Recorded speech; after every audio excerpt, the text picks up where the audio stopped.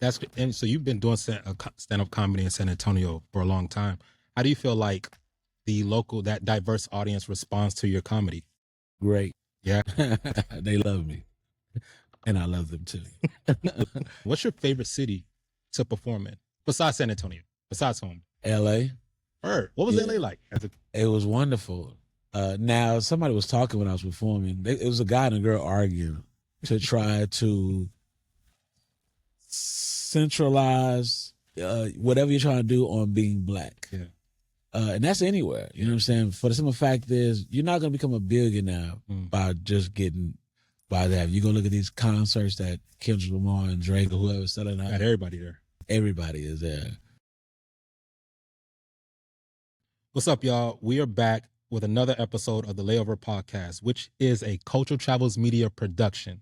On this show, we talk about the biggest topics between travel and culture with the people you know, the brands you know, and the people you need to know, and the brands you need to know. And today, we're talking with the brother you need to know. We're in San Antonio at the legendary Empire Theater talking with Alvin Perry, local San Antonio comedian. This dude puts on for his community. We'll talk a bit about that. We'll talk about sinners. We'll talk about some foolish stuff. But really, we just want to sit down and talk about Alvin, his upcoming show, what is life like as a comedian, what is travel like as a comedian, and just chop it up with you. Alvin, what's up, bro? I'm doing good. I watch a lot of Club Shay Shay, and they do great introductions. I would appreciate that, but it's cool. It's cool. Bro, that was an introduction. It was like, bro put on for Club Shay Shay. Bro put on for his community. Bro put on, how Shay Shay do it? I be trying to keep up with. They list all the accolades and everything else. Maybe I should have sent y'all. You should have sent me some accolades. You know what? Yeah. List your accolades right now, bro. Tell us about you. No, we'll get to that. I don't want to take up too much time. We got all the time. Yeah. We're not going to be there 5 o'clock. So we got all the time. First though, man, you're a San Antonio guy. Yes, sir. And I'm a transplant to San Antonio. Always different like viewpoints of what life is like in San Antonio. But as someone who's from San Antonio, who's grown up here, you show a lot of Eastside pride. What is San Antonio for you in general? One of the things I love about San Antonio is that it's culturally diverse. It's not just like one or two things. There's so many different things. But being black in San Antonio, I think it's awesome. I think it gives us an opportunity to grow and to see things outside of who we are. But I mean, San Antonio is dope because you got so many different flavors. Yeah. And I mean, you can try something new every time. Every day you could be trying something new if you wanted to. And so you've been doing stand-up comedy in San Antonio for a long time. How do you feel like that diverse audience responds to your comedy? Great. Yeah. They love me. And I love them too. Some years ago, when I first started doing comedy, I was performing in front of my people. It's easy to make my people laugh, people that know me, people that are black. Yeah. It was a guy that, he was a Hispanic guy. He was like, come do these shows with me. So I did a show with him. He would run out of movie theater. And it was like 99% Hispanic people there. And I was like, what am I going to talk to them about? Yeah. What am I going to talk to them about? So I was just, I'm going to keep it family, kids, whatever, and killed it. And ever since then, I've been killing it because once you cross that barrier of making other people laugh that don't look like you, you're on your way. What comedian is crazy, bro? Because we talk often in the black community about comedians that have crossed over. And when we say crossover, it means like you're not just making black people laugh. Yeah. Like you're making white folk laugh too. For you as a comedian, who do you feel like is a comedian that has literally like crossed that line and they have an audience no matter who it is? Not Dave Chappelle. Oh, that's Yeah. Dave Chappelle. It's a blueprint, yeah. Obviously, you can say Kevin Hart, yeah. but Dave Chappelle is the blueprint. Dave doesn't tone this down, though. And I think the success of Dave Chappelle is if you go back and look at old Dave, he's like a totally different Dave now, and people don't realize that. A lot of people don't stay in the comedy that long, to stay on top that long. Because people get tired of hearing them, like their cadence and things never change because once they become a character, they just stay in that character. But Dave Chappelle switched things up.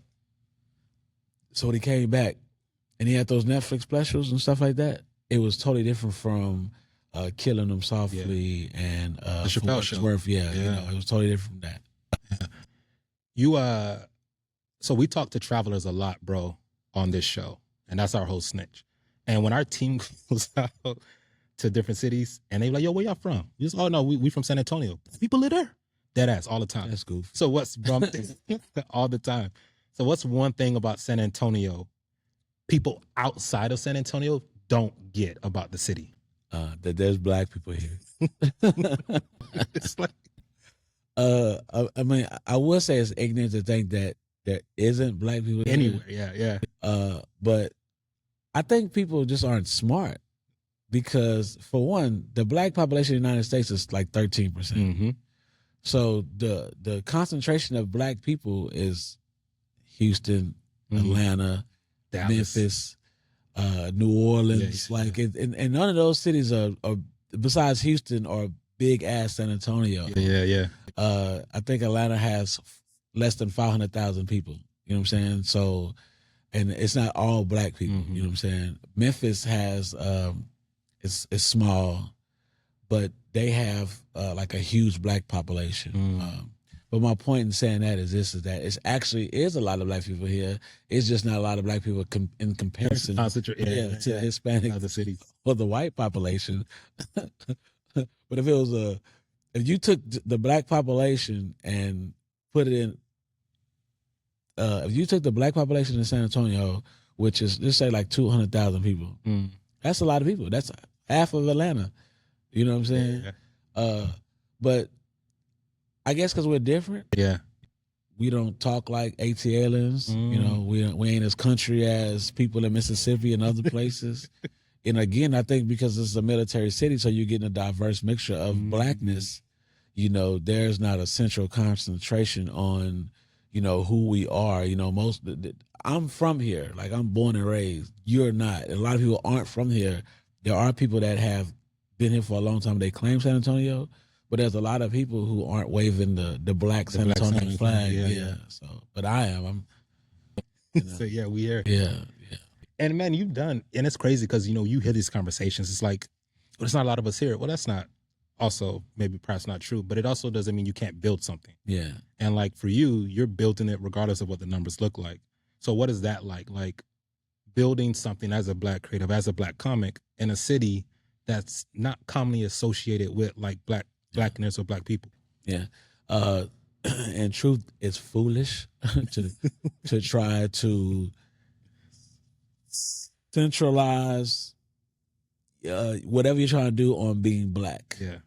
And that's anywhere. You know what I'm saying? For the simple fact is, you're not going to become a billionaire by just getting black people. Only focusing on that community, that market. You're not. Or you're not going to become the biggest comedian or entertainer in the world by that. You go look at these concerts that Kendrick Lamar and Drake or whoever's selling out. Got everybody there. Everybody is there. So for me, what did you ask me again? What is it like just building you're creative, you're building your comedic career in a city that, just for this question, is like non-black? I try to reach everybody. I try to, I don't want my comedy to be pigeonholed into one thing, right? So I had performed here actually last year in October for a headline for a dynamic Hispanic comedian. And it was mostly her crowd. I killed those people. They was like, "Oh, we loved you. You know, you were the best." And she had messaged me and told me, and that was a good feeling because it wasn't my people. So to be able to grow, you have to be able to reach everybody. It's easy for me to reach my people. It's easy for me to make my people laugh because I can talk about things that generally relate to us. Yeah. But to be able to pull people into that, and without making them feel some type of way like they are outcasts, is not an easy thing, and it's the reason why people like Dave Chappelle is where they at, and Kevin Hart, because you want to reach everybody. So I try.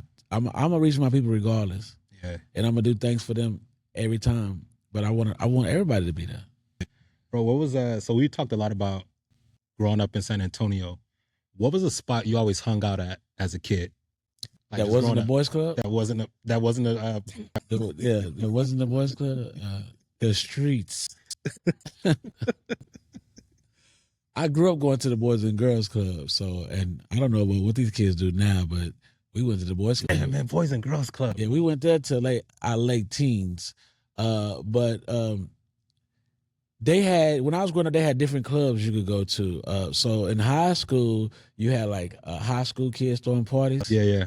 One of them was Player Made. You had Fab Five that came after me, Texas Finest. So they was throwing these parties. Moore's Country Club used to be a spot that people would go to. Kramer's is another spot that they would, different places that they would have parties at. But Moore's Country Club, Generation X, some of these places back then that we would go to and hang out at when I was in high school. So we was having a time of our lives. Yeah. And like I told you earlier, I've been going to the club since I was like 13 years old. So I've been having fun in this city. I've been having fun. I'm old now. I go home. Nigga tired, bro. I can't be out in the clubs like that anymore. I'd be too damn tired. You, man, actually I have a controversy pick with you, bro. I saw one of your best fried chicken spots in San Antonio videos, and you had Chapman's. I love Chapman's. Love his chicken. Best, bro? You about to wrap this interview up? Best. That's what we. Bro, you said best. I'm thinking DNN, and you did a video with DNN. And love their chicken. Well, Chapman was voted the best chicken. That's probably why I said that. I love Chapman's, bro. Right now, but I could eat that all the time. If I had to ask you to choose, who got the best fried chicken in San Antonio? Alvin Eugene Perry. You That's my wife. Yes. What we pulling up at? Where can I get a plate?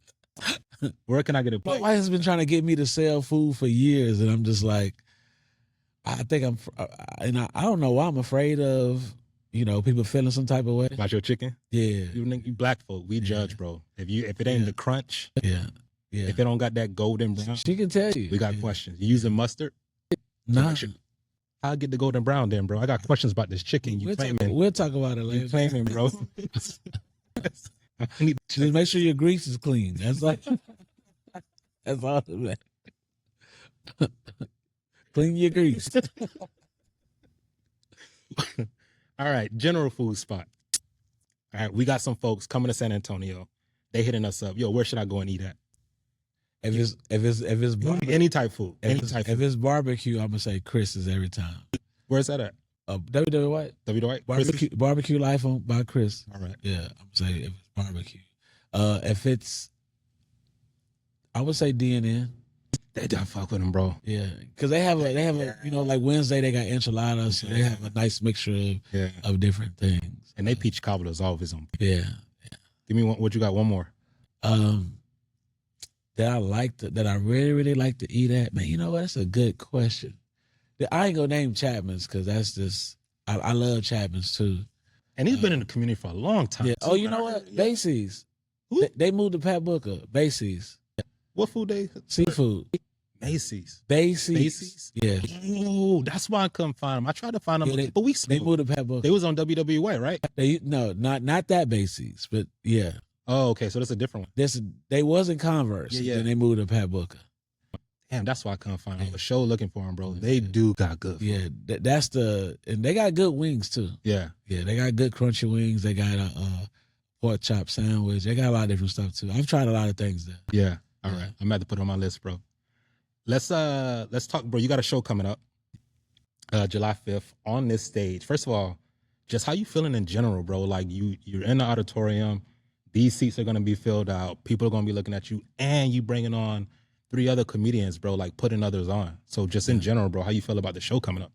In the words of James Brown, I feel good.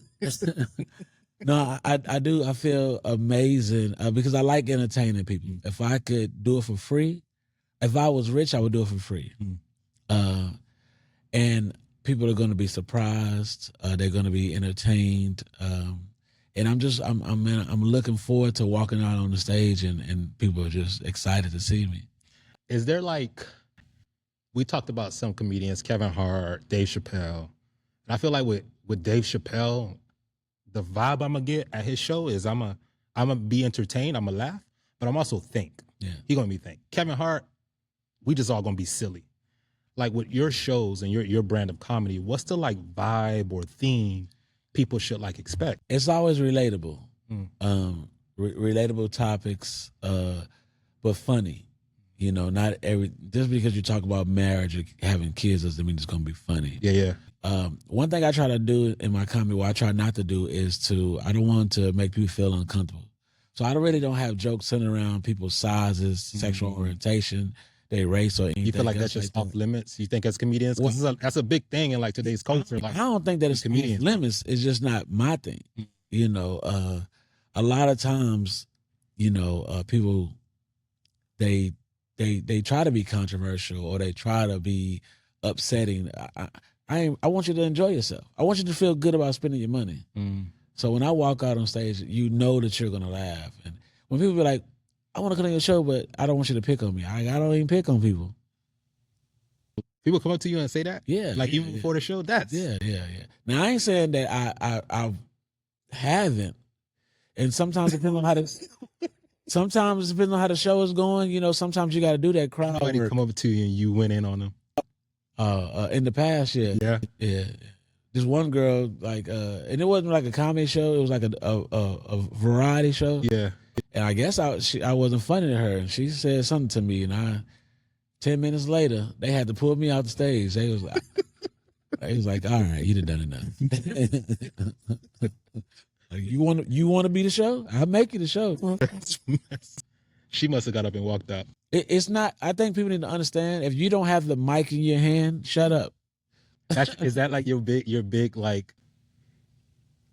What's obviously you love performing, you love stand up, but what's like the one thing you don't enjoy about it? Is it like audience members that just get out of control?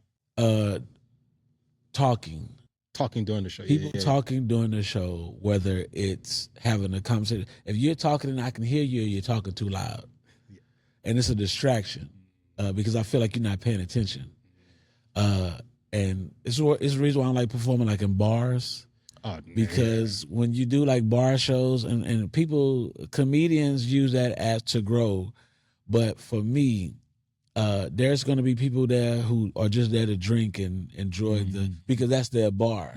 So let's say you said, I want to book a show at this bar. I got this venue and it's a bar, and the local bar patrons are there, and we're trying to do a show. They don't care about what we got going on over here. You don't. Yeah, so they talking, having a good time. You're trying to perform, and all you hear is, at least all I hear is noise, because I'm listening for everything around me. You know, I'm paying attention, and I watch how people react to certain jokes and things of that nature. So if I see that, if I say something and it hits on people, okay, I switch up everything, and you know, okay, yeah. Let me do a couple more minutes of this right here because right on spot. Yeah. I don't even write jokes. Shit. I don't write one joke. You memorize all of it. I come up with a premise, an idea of a joke, and then I just work it out in my head. Yeah. You be nervousness. Like that's. I don't get nervous no more. Stop. I ain't got nervous in years. What keeps you calm? Hell no. Like I imagine like some average person, bro, on that stage, all those people looking at them like that, and you like, nah, it's all up here. Yeah. I feel like if I was, I don't know, a lot of people know this, but I try not to talk to people before I do shows because I don't write jokes. So I don't want my head all out. Yeah. So I'm the whole time I'm focusing. And then I do watch other people, like see what type of reaction they give when they perform. So whether they perform good or bad, I'm like, I'm finna go ahead and kill it. You know, if you do bad, you definitely set me up to win. But if you do good, I'm like, okay, I gotta come hard. Motivation. Yeah, I'm naturally confident because I ain't the handsomest dude in the world. So I have to, you know, nobody gonna be interested in you. I tell people this: if you don't like it, they not gonna like it. So I love me. I love myself. I think I'm funny. I think I'm hilarious. Yeah. So if you're not performing well, people they feel that energy, and they're gonna give you what you give. So when I walk on the stage, in my mind, I'm finna kill it every time. Every time. Yeah. That's what's the first? I want to say the first joke, but I'm also like thinking about the first comedian you saw or joke you heard, and it made you say, I can do that. I want to do that. Oh, well, that's a layered question. Was good. Because I didn't even know how to be a comedian. Yeah. Prior to me doing comedy, I've seen comedians. I didn't know what where a comedy club was at or anything else like that. How I even got started in comedy, my friend invited me to a comedy show, and I didn't think the comedians was funny, and I was like, I'm funnier than him. I was like, man, let me get on stage and do my thing. Right on the spot? Mm-hmm. And he kind of he didn't come get me right away, so I thought he was, and he was like, man, don't disappoint me. I was like, this is me. Never done comedy ever before. Just line up. Just, and because people ask me to do comedy because I've always been funny. Yeah. You know what I'm saying? But friend funny, when people know you and they know these stories, it's different from being on stage and trying to translate that to people that don't know you and tell stories about this, right? So I'm a good storyteller. I used to lie a lot, Sorry, babe. Yeah, I used to. That's not your wife. Yeah, I used to lie a lot, and so I can come up with a story on the fly, or I can embellish on a story if I have to. But I've always loved Eddie Murphy. Eddie Murphy is I think it's Richard, Dave, and Eddie Murphy. But I don't think nobody tops Eddie Murphy just because of the type of comedian that he is. He doesn't do one thing. He does everything well comedy-wise. He does impersonations well. He was very fashionable when he did comedy. You had on the red leather, bro. You never forget that. Yeah, he just his energy on stage. Now, so watching him growing up, he was always an inspiration to me. But I never wanted to be like anybody.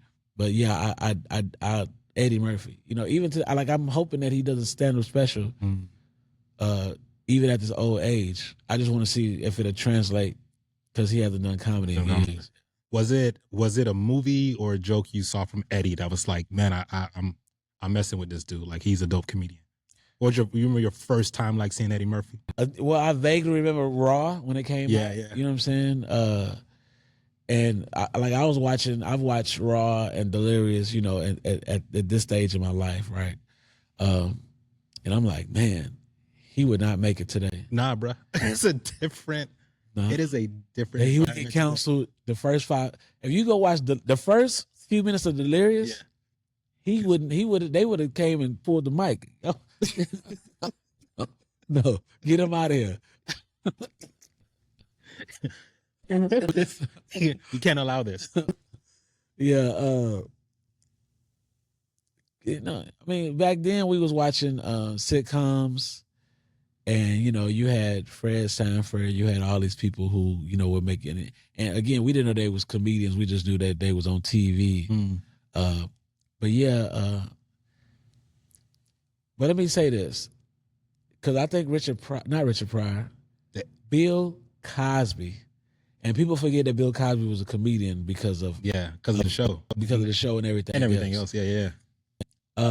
Bill Cosby has this joke. He says, for years I thought my name was Goddamn and shit or something like that. Whatever. His daddy would say that. That joke right there is, even today, probably one of the funniest jokes I've ever heard. I remember that one. Yeah, man. I forgot that he did stand up too. Yeah. And he didn't curse. He didn't curse. He's a Will Smith of stand up. Yeah, he didn't curse. Did not. Him and Sinbad are two of the most phenomenal clean comedians ever. Yeah. What is one thing about being in, because we've heard a lot, bro, from like comedians, I say over the last 5 years, particularly like within cancel culture, and a lot of comedians come out and share like some of the challenges of being a comedian. For you, what is one of those things that people don't see behind the scenes that comedians have to deal with or just like manage? Depends on the level you're talking about. On the level I'm on. Where you at right now? What is it that you're having to deal with that we don't see because, we're just not with you on a day-to-day? Trying to gain success. And I only say that because I'm 46 years old, so I'm not young. So we live in an age of content creation and things of that nature. And there's older people who are doing it well.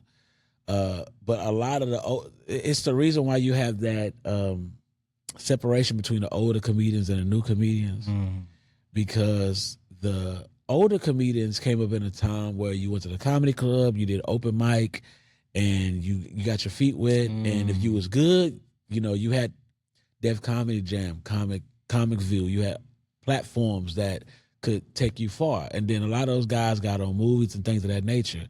Well, now you in the social media age, you have people who are blowing up strictly on social media, and they're making content, they're getting paid, and then somebody is saying, "Hey, you should become a comedian. You'll get more money because yada yada yada yada." So now they're getting on stage and they're setting out shows strictly because they had already built a following. Yeah. So there's a lot of hate. So me being in my old age, even though I make content, I can't commit my life to being a content creator because I got a family.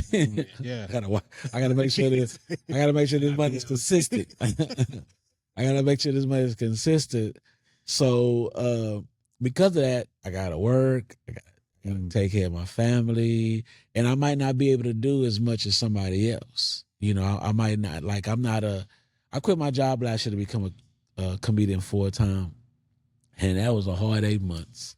That was a hard, because everything slowed down. It was like everything was going good, then everything just kind of like slowed down. So I wasn't making money, and saying that you do something professionally and you're not getting paid for it is not a good feeling. It is not a good feeling.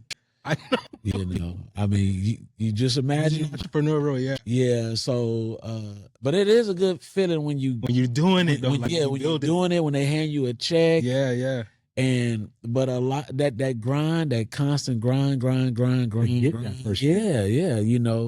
And hoping that people see you, they like you. Oh yeah, y'all got a show coming up, and hoping that people come to the show, and people telling you, I'm gonna come to your show, and they don't come to your show. That's not a good feeling. You could have 100,000 followers, and that's a big number to some people. Like, we got 100,000 followers, and 3 people might come see you. So the reason why you shouldn't get caught up in the followers is because, let's use this analogy. Yeah. A million records sold is a million. Platinum is a million records sold, right? So that's not in one city. That's 300 here. They're spread out. Yeah. Yeah. So you have to look at it like that. Like if I got 100 million followers, I have 100,000 followers. I don't. That's spread out. That's not just in San Antonio.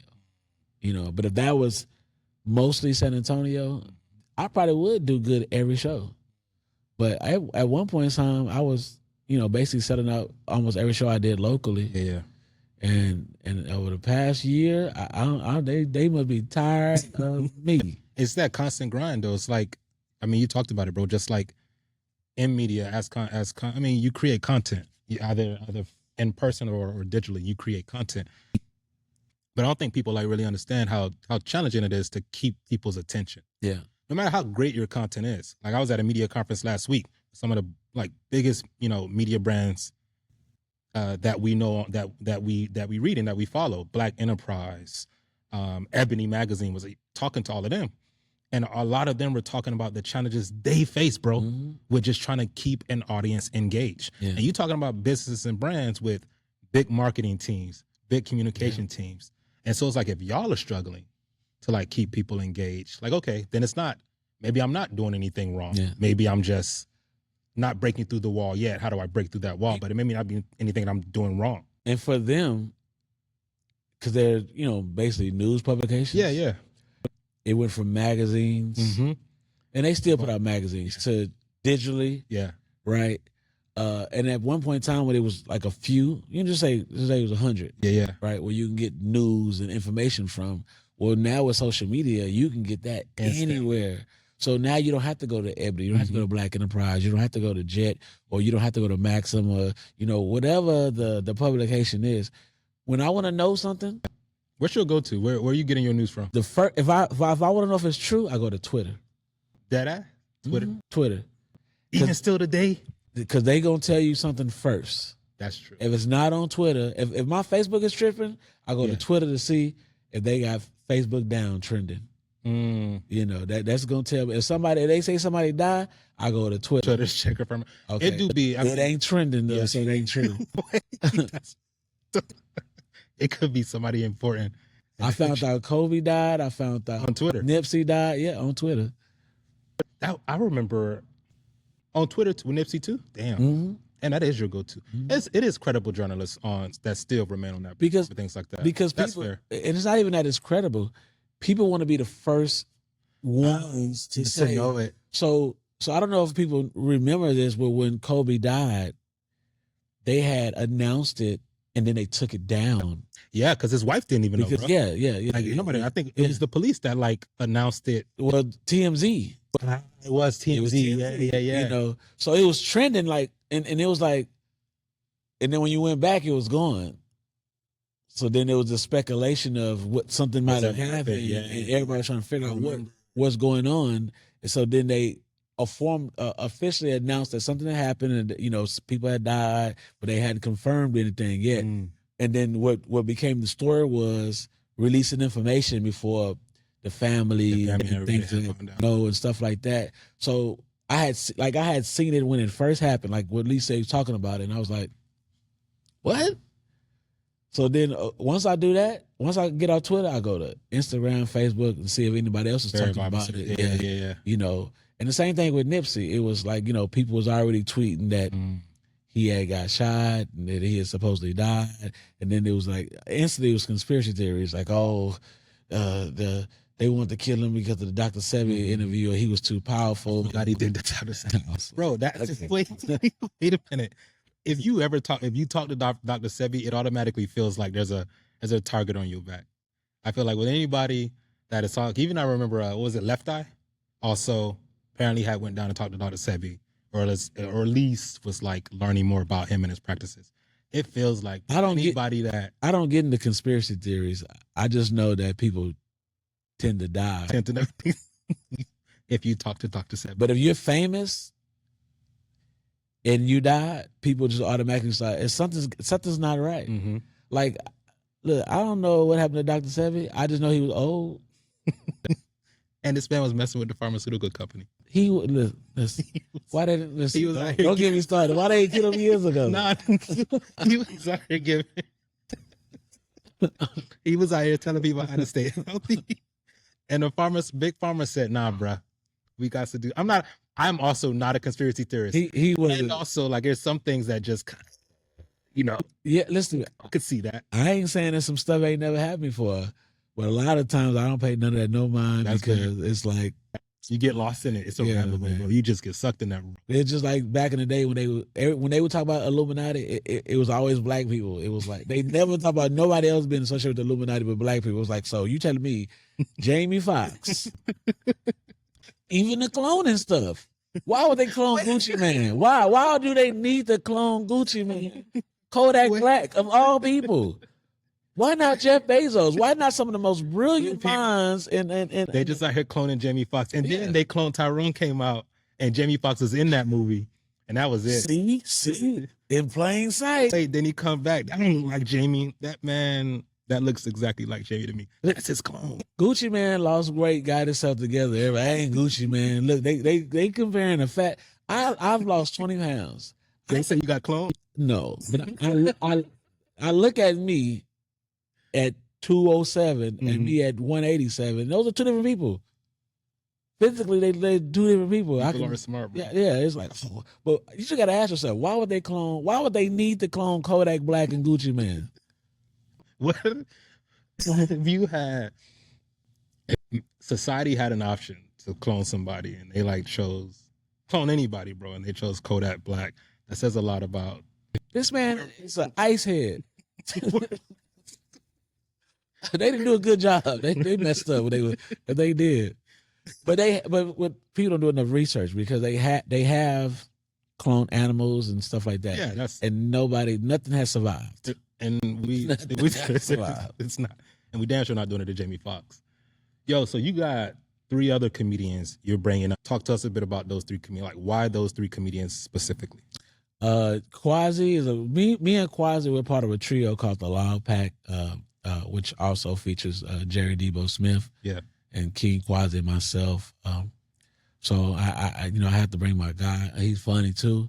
He's gonna bring kind of like the barbecue vibe. Yeah. Joe King, she's been doing her thing, man. She's been trapped. She hasn't been doing comedy that long. It's been like 3 years, I believe. She just celebrated her anniversary. But she been doing big things, so I had to bring I wanted to make sure it's like different flavors. Of people. And Lady Rico, dynamic comedian here, but she's our host. She's a little bit older, been around for a long time. Beautiful lady. What's crazy? All these people are taller than me. I am the littlest person in the Bigger in Texas show. I have a picture of me and Lady Rico. I'm on the curb and she's still taller than me. That's crazy. But yeah, she's hilarious. She's gonna bring a great vibe. Yeah. And I actually like high energy shows. So I like to keep the crowd entertained and laughing and not bored. Yeah. Man, you've been traveling, bro, as a comedian. First of all, man, I love to see people traveling in general. I love to see our people traveling because we don't often feel like travel is something for us. And so you've been traveling as a comedian. If you have one, what's your favorite city to perform in? Ooh. Besides San Antonio, besides home? L.A. What was LA like? It was wonderful. Now, somebody was talking when I was performing. It was a guy and a girl arguing. What was they arguing about?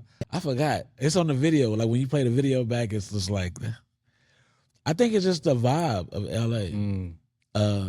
LA is, I don't even think it has anything to do with the performance. I just think it's just the vibe of LA. Like I love being there. I wanted to move there, but I'm poor.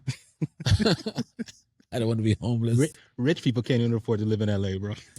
Listen to me. $1 million home in LA is in the ghetto.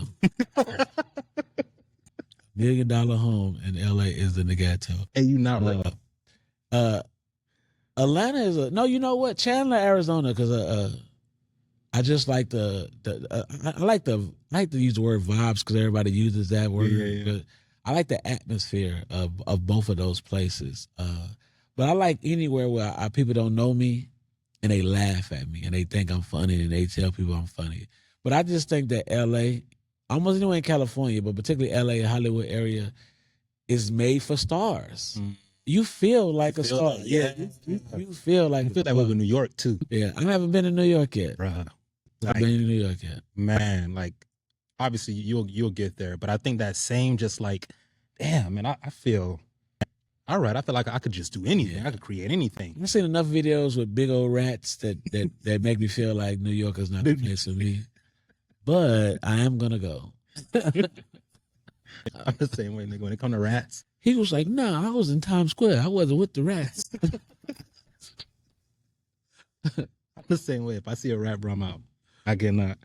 But California in general, if for people that's never been to California, it's a beautiful place. Man. Yeah. It's LA. If you have a chance to be in LA, man, it's just, again, I think for you, it's just like you said, it's that vibe, that energy that you get. Yeah. And to be able to, I'm interested to hear your thoughts on this. Like so let's take Marie for an example. We took Marie to Richmond, Virginia with us. They had brought us out to document Black culture in the city. So we toured restaurants, museums, all of those different things, bro. And Marie got back, bro. She was like, yo, that was crazy. I never seen like the Black culture and Black community like that elevated in the city. She's also grown up in San Antonio. Yeah. And she came back, man, she was bursting with ideas, bro, like things that she could do in San Antonio. So for you, have you had an experience where you've traveled, let's say LA? Oakland. What was it in Oakland that you saw and was like, man, I got to bring that back to San Antonio? I took my wife to the Bay for our anniversary in 2020, which sucked because it was during a pandemic and it was nothing. But in Oakland, they had this, it was like a small business expo around this lake that they have there. Mm. And it was like a small black business expo. So you had all these businesses and tables and things set up that and I thought that was dope, because it was outside. People was walking around. They had other things going on. They had music, people riding by in their cars and things of that nature. I went live, matter of fact. And I just thought that was unique. And I was like, man, we should do this, and I don't know if, but if it was outside, like not necessarily at a park, but like I said, it was around this particular, it was a park, but this lake is like one of the main attractions there. You know what I'm saying? So it was around that. And, again, people were just riding around. You can get out, walk around and stuff like that. But yeah, I thought that, but we don't have, I don't think nobody want to, be on the edge of Salado Creek.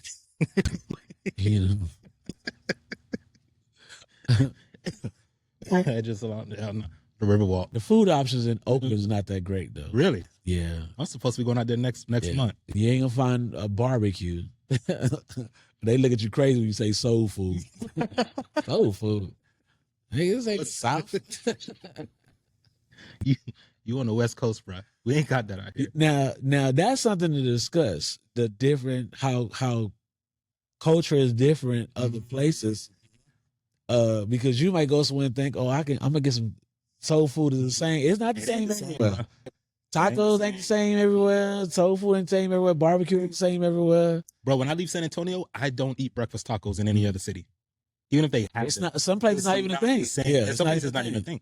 But I'm not eating breakfast tacos outside of San Antonio. I'm spoiled. Yeah. The way that it's, except Mexico. Like when I went, it was different. Mexico was different. Yeah. But any other American city, I've never enjoyed Tex-Mex or like just casual general Mexican food in other cities. It sucks. Yeah. It even like New York, LA, big cities. Yeah. It's not the same. I'm so spoiled by San Antonio that anything outside of it is like you're gonna see a velvet taco. Like, oh my God. We went to, I forgot what, it was in Texas too. I forgot what city it was, but we had stopped and I was like, okay, let's go get a taco. They literally gave me like a slice of ham.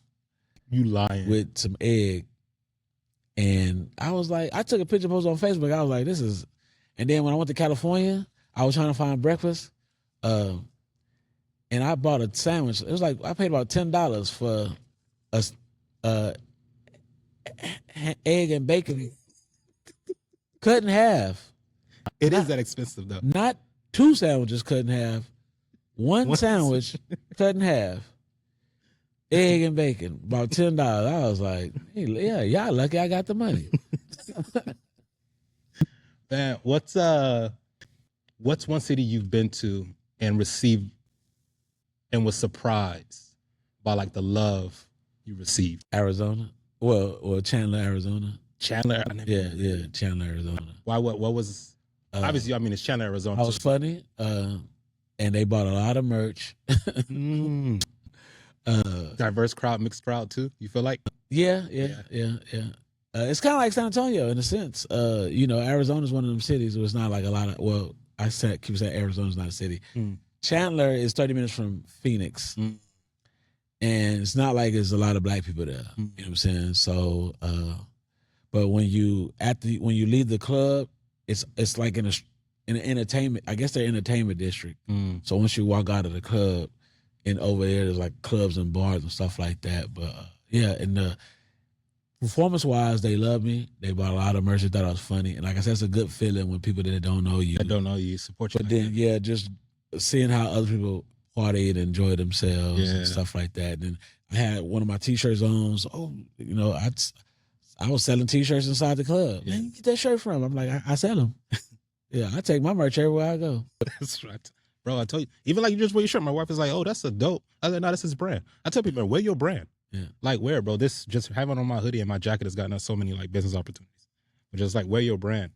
So, oh, damn, I had a question I wanted for you, bro. So we got about 5 more minutes. I'm going to wrap off these last 4 questions, very light type questions. But then I want to give you an opportunity to plug the show. And the way that I'm going to do that is I'm going to literally, bro, I'm going to ask you to like, give me your accolades. And then we'll plug in the show as well. All right. So quick wrap off. Last 4 questions. Late night snack of choice.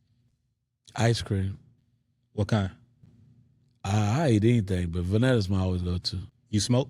No. Is that one of the questions? That's not on the page. No, I don't supposed to. I was gonna say when you get the munchies. Oh yeah, no. What's that late night snack of choice? I like to eat. So I don't need any extra help. Song that's always on your pre-show playlist. What's one song that's always on your pre-show playlist? That's a good question. I'm listening to Nipsey Dedication. Before anything I do, bro. Nipsey Dedication.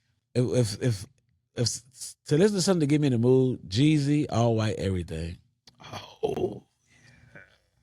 That's a fire one. I just love Jeezy in general, bro. Like his shit, yeah. I'm gonna go back and listen to it. What else? It's on my playlist right now. Yeah. Dream venue you haven't performed at yet. The Majestic. The actual Majestic. Next door? Yes. Yeah. Okay. Favorite thing to do when you get back home to San Antonio? You just got 2-week tour coming up. It depends on what time of day. It was always, hug and kiss my kids. Yeah, every time. That's what's up. If they sleep, I still go up there. You gonna wake them up? No, I don't wake them up, but I just kiss them in their sleep. So, bro, you got a big show coming up. I want you to plug that. But man, like a lot of you shared with us before this show. This is like one of your first big interviews. So, I want to give you a chance, bro, to like tell people why they should be tapped into what you're doing, why they should come up to the show by sharing with us, like just some of your accolades, bro, some of the things you've accomplished over your career. I'm the 2-time spot champion, hosted by the Mac. I came in first place and third place at Upstage for their comedy competition. I was voted the best comedian in San Antonio, obviously.